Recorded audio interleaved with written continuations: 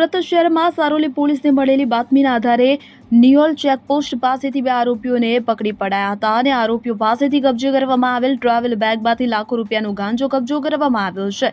એટલું જ નહીં, આરોપીઓ પોલીસથી બચવાની તરકીબ અજમાવી ટ્રાવેલ બેગમાં ગાંજાની હેરાફેરી કરી રહ્યા હતા। ત્યારે ઉલ્લેખનીય છે કે સુરતમાં એમડી ડ્રગ્સ બાદ હવે હાઇબ્રિડનો કારોબાર વધ્યો છે અને એમડી ડ્રગ્સ કરતાં પણ ઘાતક છે આ હાઇબ્રિડ ગાંજો। ઉચ્ચ પોલીસ અધિકારીઓ દ્વારા નો ડ્રગ્સ ઇન સુરત સિટીના અભિયાન અંતર્ગત ગેરકાયદેસર ડ્રગ્સ ગાંજા અને ચરસની હેરાફેરી કરતા ઇસમોને પકડી પાડવા અંગેની સૂચના આપવામાં આવી હતી કે જેથી સર્વેલન્સ સ્ટાફના માણસો પોલીસ સ્ટેશન વિસ્તારમાં પેટ્રોલિંગમાં હતા। દરમિયાન એવી બાતમી મળી હતી કે બે ઇસમો પોતાની પાસેના બેગમાં ગેરકાયદેસર માદક પદાર્થ ગાંજાનો જથ્થો લઈ કડોદરા ચોકડીથી નિયોલ ચેકપોસ્ટ તરફ આવવાના છે।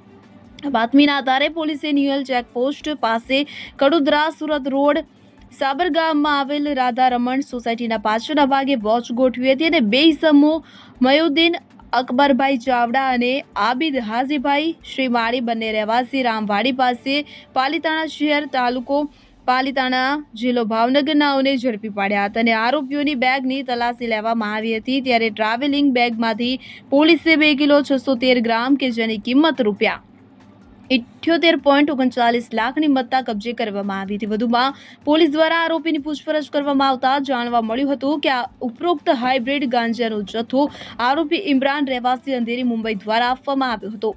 વસીમ રફીક મહેતર રહેવાસી પરિમલ સોસાયટી પાલીતાણા શહેર તાલુકો પાલીતાણા જિલ્લો ભાવનગરે મંગાવ્યો હતો। ત્યારે પોલીસે ઉપરોક્ત બંને આરોપીઓને વોન્ટેડ જાહેર કરી પકડાયેલા આરોપીઓ વિરુદ્ધ ગુનો નોંધી કાયદેસરની કાર્યવાહી હાથ ધરી છે। જી સર, સારોલી વિસ્તારમાંથી એનડીપીએસનો ગુનો શોધી કાઢવામાં આવે છે, શું છે સમગ્ર?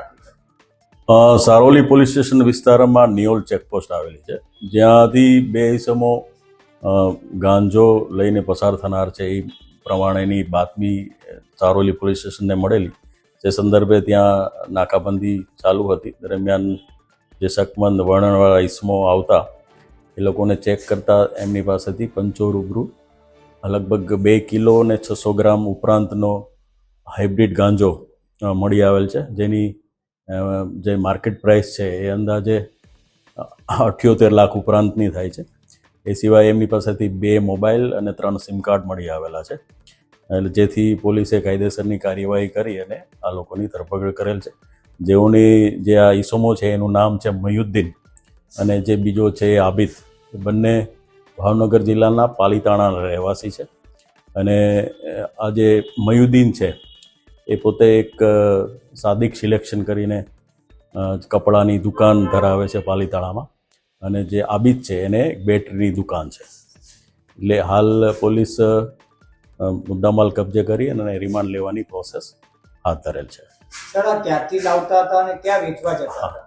એ આ જે મુદ્દામાલ છે એ બોમ્બેથી લાવ્યા હોય એવી હાલ અમને હકીકત જણાવેલ છે, અને એમને અહીંયા જ સુરતમાં જ એક ઈસમ છે વસીમ કરીને, એને એ લોકો ડિલિવરી આપવાના હતા એવું હાલ પ્રાથમિક તપાસમાં જણાવેલ છે।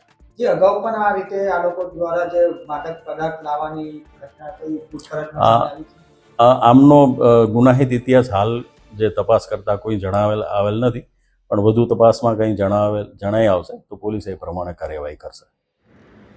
બ્યુરો રિપોર્ટ, ખબર ગુજરાત લાઈવ।